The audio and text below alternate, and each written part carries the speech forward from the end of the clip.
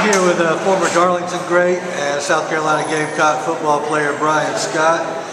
We're here today to honor you on your induction in the Darlington Hall of Fame. Can you talk a little bit about what that means to you to be honored by your school in this way? Oh, it means a lot. Anytime you get recognized for the Hall of Fame in anything, sports, academics. I mean, you did something good, great. But it's a good feeling to get recognized, and I felt like what I did in high school wasn't overlooked, and it just means a lot, to get inducted. Well, you're only the second inductee in the Darlington Hall of Fame. The first inductee is your former teammate and current San Diego Padre Orlando Hudson. What does it mean to you to know how much of an impact that both of you had laying down the foundation for the rest of Darlington? It means a lot. Me and Orlando growing up together,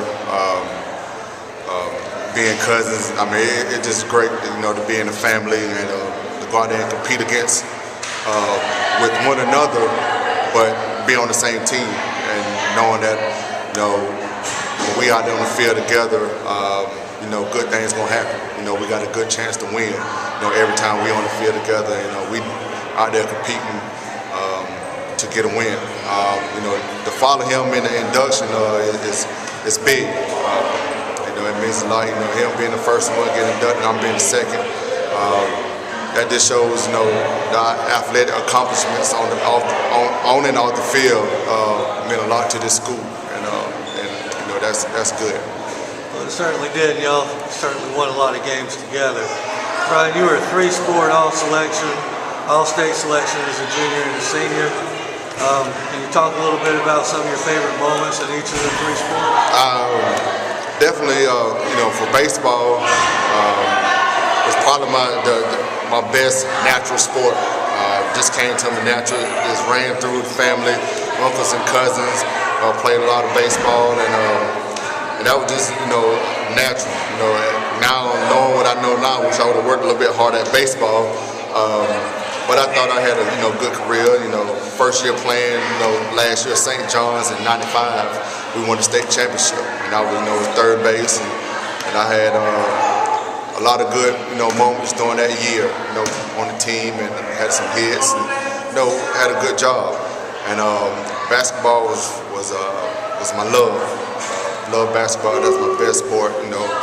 Every day I'm out in the park, shooting. Any kind of way, anything with a hole. When I had a basketball, I was throwing it in there. That was just my love. A couple good moments were definitely the Wilson. We played Wilson for the fourth time my senior year. I made a shot off the floor. That was a great feeling. Scored a triple-double against Berkeley. 44 points, 17 rebounds, 11 assists. Didn't make it to the state in baseball, but every year we got deep into the playoffs, which was good. Football was probably my second love. Ended up getting me a scholarship to go to South Carolina to play football. It just felt like that was the best sport for me to go to the professional level with. Ended up getting a free agent contract with the Jets, and had a good time and enjoyed it. In football, you had 226 receptions, which is the most in South Carolina State history. You were named the 1996 Gatorade Player of the Year and the USA Lieutenant Player of the Year in South Carolina. Can you reflect back on what those honors mean to you today? Yeah, that's just catching those passes. Kind of wish I could have played receiver my freshman year on the varsity, but Coach Barry Harley, who's now coaching at Gilbert, he made that move and moved me to wide receiver my sophomore year. Which that's why he's a coach. He gonna put guys in a position that he feel that help the team win. And that's what he did, and I think that was a great move. And ultimately, it worked out. Where I'm catching the state passes and state record passes. It's just a good feeling to go out there and compete, catch passes. Well, it definitely paid off as you went to South Carolina to play football for the Gamecocks, and you finished there with 93 receptions, which is 14th on their list, and 1,506 yards, which is 11th on their all-time list. Can you you talk about your time at South Carolina, your accomplishments with the 2 bowl wins under Coach Lou Holtz? Yeah, I mean, I enjoyed every single moment of my time at South Carolina. Going in, being Gatorade Player of the Year, #1 player in the state. Coming out of high school, felt good. I went in with South Carolina with high hopes, high expectations, and started out kind of slow my freshman and sophomore year, but junior, senior, I felt like I lived up to what I came here for. Catch passes, catch touchdowns, and help the team win, and that's what I did. The first year went 1-10. Second year, went 0-11. The junior, senior year, playing in 2 Outback Bowls, and senior year being voted team captain and team MVP, was a great feeling, because it kind of, my journey, coming in was kind of, wasn't good. Expecting to start, wasn't starting, but playing time wasn't there. But by my senior year, and I was starting every game, and it started out slow, but I finished strong. And that's what college is about, learning experience, and that's what I learned there at South Carolina.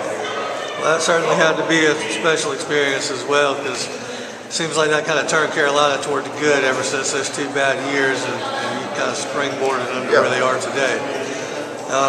Currently now you're coaching football and basketball at Robert E. Lee Academy.